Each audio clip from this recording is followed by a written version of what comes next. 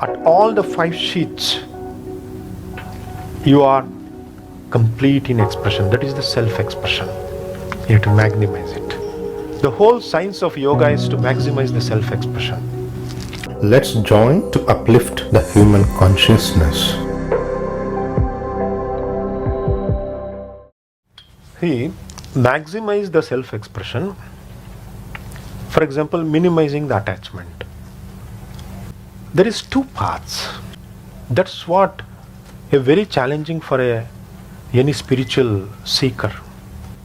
Most of the time, people try to enter the state of meditation or any practice by rejecting some things.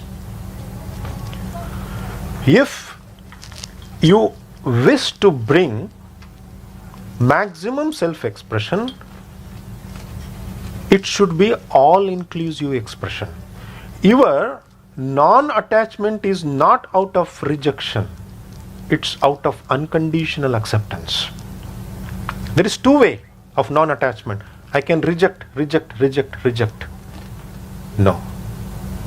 Unconditional acceptance. Unconditional acceptance means just to be one with the all. So that all-inclusive state of self-expression, you should be rich in your non-attachment. You can be very poor in non-attachment. I don't want anything. I don't like this. Like this. You are trying to program a non-attachment. So when you are trying to program a non-attachment into your system, you are in a rejection mode. You are in a rejection mode means you are not in a rejection mode. Not only with that, you are rejecting the life itself. It's like, suppose if it is a sunshine, you welcome it. If it is rain, you reject it. So if you are rejecting the rain, it doesn't mean you are rejecting the rain. You are rejecting your own life, because rain is your life, cloud is your life, mountain is your life. If imagine there is no trees at all. Let's hypothetical situation. If there is no tree, to that extent my life is poor. Absence of tree, absence of stars, absence of moon, absence of sun, absence of rain. Meaning anything which is absent, to that extent my life is gone. My non-attachment is rich, meaning I am not attached to any particularity. I live with the whole. I live completely. My self-expression is all-inclusive expression. Whether it is rain, I smile. Whether it is sunshine, I smile. Whether it is cold, then also I smile. No? Body may be shaking with cold. You no need to hate the cold. Some people tell, I hate the cold. You are hating your own life then, because cold is your life then. As long as you are feeling cold, so long that's your life. You have to take measures. Of course, you with a smile, you run, take a sweater, take a coat, go to a warm place. Everything you will be doing with a smile, because you are not a non-attached, so-called. You are not an imitative non-attached. In your non-attachment, you are rich. Hey, come on, whatever, let it come. That is the braveness. That is what Abhinivesha, what Patanjali speaks. Abhinivesha means, I am not afraid even to the death. Oh, death, let come. There seems to come death in the next moment. It is fine. Why not? That is the braveness of life. It's not like, I don't fear death means I will commit suicide. No. If you don't fear death, it gives full potentiality to live without any fear. That is non-attachment. By non-attachment, people think I am non-attached, I am serious. Normally spiritual people are very serious. Like this. I am non-attached. No, it's not like that. So your people are misunderstand. What happens is, one very important thing what you need to understand is, it affects your meditative state.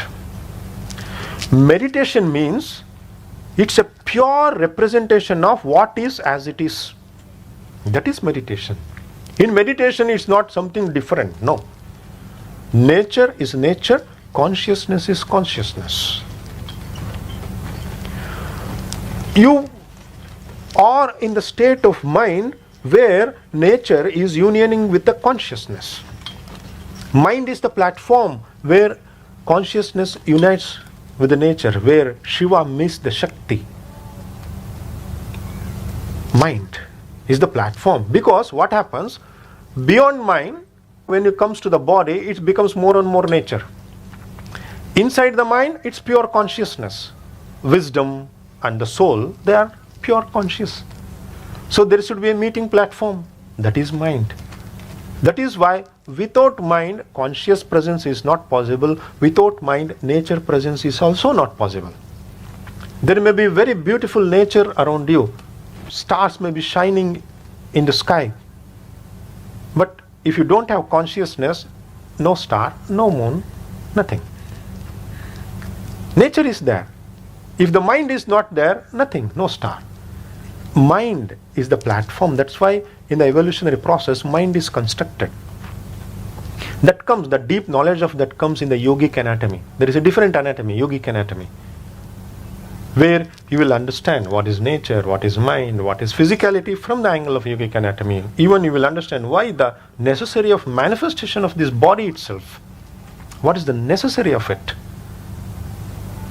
That comes, that understanding leads to know the state of meditation.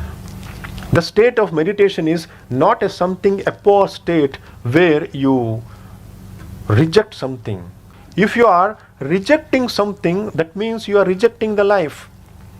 After continuous rejections, you are sitting for meditation, it seems you are not thinking. It seems you are in meditation, then that meditation is dull and numb and lazy. It is not a meditation, it is a pseudo meditation. It is a, people think they are meditating. No, meditation is not the absence of anything. Imagine a situation, you are sleeping and body is not moving. Of course, it is thiram sukham, no, in the sleep. And you tell, oh, I am practicing as per Patanjali Yoga Sutra. Body is thiram, means stable and comfort. You are sleeping. That cannot be called as posture practice. If the body is sleeping, it cannot be called as posture practice. In the same way, if the mind is absent, it cannot be called as meditation. Body should be present. When you are meditating, if somebody says, oh, as though the person is ready to get up, expression, aliveness, that freshness is not meditating. Many times I see people. You may feel little bit calm. Even if you sleep, you feel calm. Come on, all the pigs, donkeys, horses are all calm almost all the time. Calmness is very easy. Just if you sleep, you will be calm. Life is not about nidra, not about lazy lethargy. Life is about to what full extent you are able to live, flourish in life. That chetana means that potentiality of life expression. That is life energy. If you are constantly in an expression, you are aligning to life energy. And what is life energy? People tell life energy, life energy, life energy. What is life energy? The ability to express life is life energy. If you are not constructing the ability to express the life, you are not aligning to life energy. Then it becomes a habit. Wherever you are, you want something to lean, something to hold, something to... Then you are depleting with life energy. You are moving, you are slipping away from the field of life energy. That's why constantly you should align for the pure expression. Then body is in life energy. Your mind is in life energy. So then mind is not tired. The body is also not feeling any uncomfort. That is why sthiram sukham. That's why Patanjali defines as, if a person is aligning properly, indicated by comfortness.